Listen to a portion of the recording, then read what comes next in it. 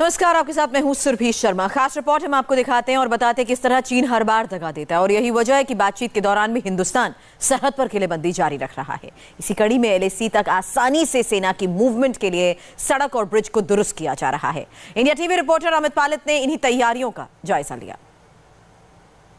लद्दाख की इन पहाड़ियों में वही जीतेगा जिसके पास बेहतरीन रोड्स होंगे और अच्छा इंफ्रास्ट्रक्चर होगा। और यही वजह है कि मोदी सरकार ने लद्दाख के इलाके में इंफ्रास्ट्रक्चर पर बहुत पैसा लगाया है, इन्वेस्टमेंट किया है। सामने जो आपको ये नजर आ रहा है, ये दो नदियों का संगम है। एक तरफ आप देख रहे हैं ये जांस्कर नदी है और दूसरी तरफ है ये सिंधु नदी, जिनका यहां पर संगम होता है। लेकिन इसके साथ ही आप देखिए कि जांस्कर नदी के पास से एक सड़क आगे को जा रही है। ये एक नया रोड तैयार किया जा रहा है, हाईवे तैयार किया जा रहा है जो लेह को हिमाचल से जोड़ देगा और ये 12 महीने खुली रहेगी आम लोगों के लिए, हमारे फोर्सेस के लिए।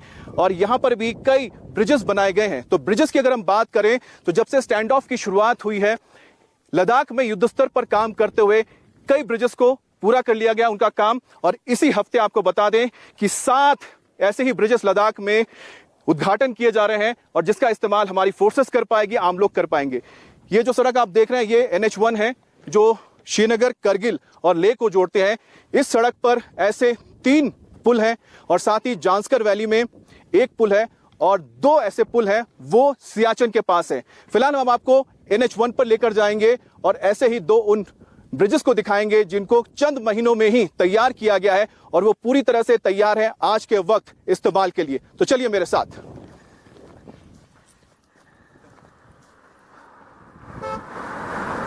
इस वक्त मैं लेह से करीब 40 किलोमीटर दूर बासगो में हूं और बासगो वो जगह है जो श्रीनगर, करगिल, लेह हाईवे के बीच में पड़ता है। जिस पुल से मैं इस वक्त गुजर रहा हूं यह पुल सालों पुराना है और जब करगिल का युद्ध हुआ था तब भी इसी तरह के पुल का इस्तेमाल इस इलाके में किया गया था।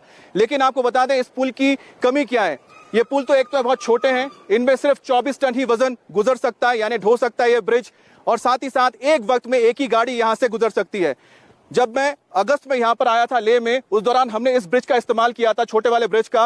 और आपको बता दें यहां पर लंबा जाम लग जाता था क्योंकि एक वक्त में एक गाड़ी गुजर सकती थी। लेकिन आज आपको बताते हैं कि अगस्त के बाद सितंबर में मैं यहां आया हूं और माहौल बिल्कुल बदल चुका है क्योंकि देखिए यहां पर नया ब्रिज तैयार हो चुका है और यह ब्रिज बड़ा भी है, डबल लेन है और साथ ही साथ ये 70 टन वजन ढो सकता है और एक वक्त में यहां से एक साथ कई गाड़ियां, 2 गाड़ियां गुजर सकती हैं। तो आप सोचिए कि चंद महीनों में ही ये नया ब्रिज तैयार हो गया है और इस ब्रिज के तैयार हो जाने से इस पूरे इलाके को कितना फायदा मिला होगा। खास तौर पे आपको बता दें जब युद्ध जैसा माहौल होता है वहां पर सिर्फ आपके लिए टैंक्स, तोप ये हथियार नहीं होते, आपकी जो सड़कें होती हैं वो भी बड़ा हथियार होता है क्योंकि आपके हथियारों को, आपके रसद को, आपके फोर्सेस को बॉर्डर तक पहुंचाने में इसी तरह के जो इंफ्रास्ट्रक्चर, ब्रिजेस, रोड्स होते हैं मददगार साबित होते हैं। और आपको बता दें कि इस वक्त जो स्टैंड ऑफ है उस दौरान इसी तरह के जो इंफ्रास्ट्रक्चर है बहुत काम आ रहे हैं आगे बिल्टअप के लिए।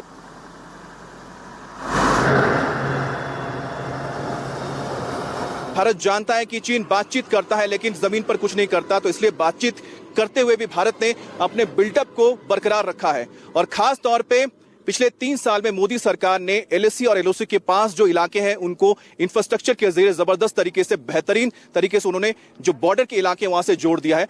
इसका एक एग्जाम्पल, एक उदाहरण आप देख रहे हैं। इस वक्त मैं जिस रोड पर हूं इसे नीमू कहते हैं, नीमू के करीब मैं हूं और यहां से जो ये सड़क जा रही है ये श्रीनगर से आते हुए आगे लेह होते हुए आगे जो आपके चुशुल का इलाका है, पेंगोंग का इलाका है या फिर आपको सियाचिन के इलाके में जाना है, खारदुंगला पास हो, चांगला पास हो, तो ये तमाम इलाकों को जोड़ देता है।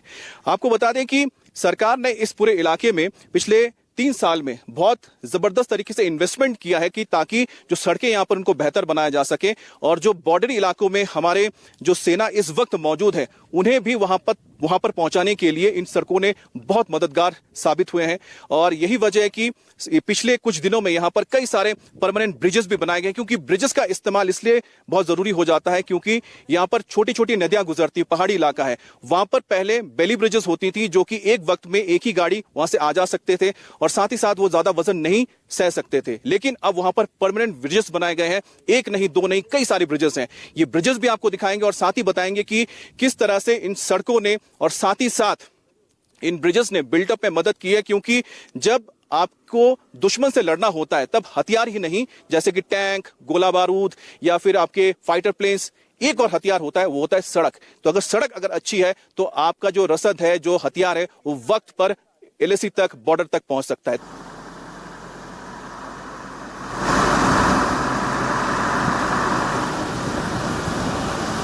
इस वक्त मैं नीमू में हूं। ये लेह से करीब 36 किलोमीटर दूर है और ये है NH1 और आप सामने देख रहे हैं एक नया ब्रिज तैयार हो चुका है।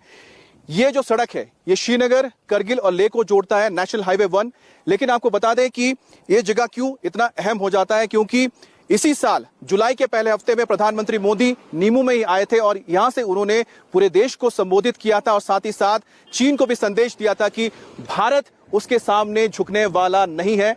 और यही वजह है कि जब से स्टैंड ऑफ की शुरुआत हुई है, लद्दाख के पूरे इलाके में जो इंफ्रास्ट्रक्चर का काम था बहुत ही तेजी से किया जा रहा है, युद्ध स्तर पर किया जा रहा है। हालांकि पिछले 3-4 साल से मोदी सरकार जो भी इलाके हैं, चाहे पाकिस्तान के साथ सरहदी इलाके हो या फिर चीन के साथ लगे हुए इलाके हो, यहां पर इंफ्रास्ट्रक्चर तेजी से, यहां पर के जो काम है इंफ्रास्ट्रक्चर के काम तेजी से किए जा रहे हैं। लेकिन आपको बता दें कि जब से स्टैंड ऑफ की शुरुआत हुई उसके बाद लद्दाख के इलाके में जो इंफ्रास्ट्रक्चर के काम है, जैसे सड़कें हैं, इस तरह के ब्रिजेस हैं, उन्हें बहुत ही तेजी से खत्म किया गया है। और उसी का नतीजा है कि इसी हफ्ते 24 तारीख को लद्दाख में 7 ब्रिजेस का एक साथ उद्घाटन किया जाएगा। और अगर पूरे देश की बात करते हैं, सरहदी इलाकों की, जहां पर बीआरओ ने रोड्स तैयार किए हैं, तो ऐसे 45 ब्रिजेस का उद्घाटन होगा। लेकिन बड़ी बात क्या है, आपको बता देते हैं कि जो ब्रिजेस लद्दाख में उद्घाटन किए जाने वाले हैं उनमें से एक है ये नीमू का ब्रिज, इसके अलावा बासगो का ब्रिज है, उली टोपो में एक ब्रिज है, साथ ही जांस्कर वैली में एक ब्रिज है और साथ ही सियाचन के पास 2 ब्रिजेस को उद्घाटन किया जाएगा। कुल मिलाकर 7 लद्दाख में जो ब्रिजेस हैं जिन्हें युद्ध स्तर पर उनका काम पूरा किया गया, उनको तैयार किया गया और अब वो जनता के इस्तेमाल के लिए, हमारे सेना के इस्तेमाल के लिए तैयार हैं। एलएसी पर चीन के साथ तनाव के बीच डीआरडीओ को बड़ी कामयाबी हासिल हुई है। डीआरडीओ ने कल अहमदनगर में laser guided anti tank missile का सफल परीक्षण किया है। एमबीटी अर्जुन टैंक से इस मिसाइल का परीक्षण किया गया जो 3 किलोमीटर तक बैठे टारगेट को अपना निशाना बना सकती है। रक्षा मंत्री ने इस कामयाबी पर डीआरडीओ की पूरी टीम को बधाई दी। इस वक्त जो तस्वीरों में आप ये हरियाली देख रहे हैं, रंग बिरंगे फूलों को देख रहे हैं, ये जहां पर है उसके बारे में आप सोच भी नहीं सकते हैं, क्योंकि ये 11,000 फीट की ऊंचाई पर है। मैं इस वक्त जहां पर खड़ा हूं, ये वो जगह है जहां पर शोध किया जाता है कि 11,000 फीट या फिर इससे भी ज्यादा 12,000, 13,000, 14,000 फीट की ऊंचाई पे कैसे इस तरह से रंग बिरंगे फूलों को खिलाया जाए, इस तरह के हरे भरे पौधों को, पेड़ों को लगाया जाए। लेकिन ये मुमकिन कैसे हुआ, ये आपके लिए जानना जरूरी है, क्योंकि डीआरडीओ जिनकी ये संस्था है जहां पर ये सब आप देख रहे हैं, उसके जो निदेशक हैं डॉक्टर ओपी चौरसिया मेरे साथ हैं और जो हमें बताएंगे कि आखिर कैसे ये मुमकिन हुआ है, क्योंकि हमारे लिए तो अद्भुत है। आपका स्वागत है इंडिया टीवी में। सबसे पहले तो ये बताइए कि ये जो बागीचा जो हम लोग जहां पर खड़े हैं, ये किस चीज का है?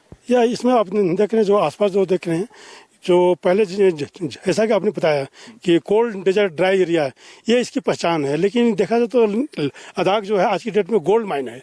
Gold mine for the growing the different types of the horticulture crops. Horticulture crop की जब बात करते हैं उसमें फ्रूट्स हैं, वेजिटेबल्स हैं। और जहाँ तक हम लोग अभी जो खड़े हैं, जो हॉर्टिकल्चर ब्लॉक में खड़े हैं, तो हम थोड़ा फ्रूट्स के बारे में बात करेंगे।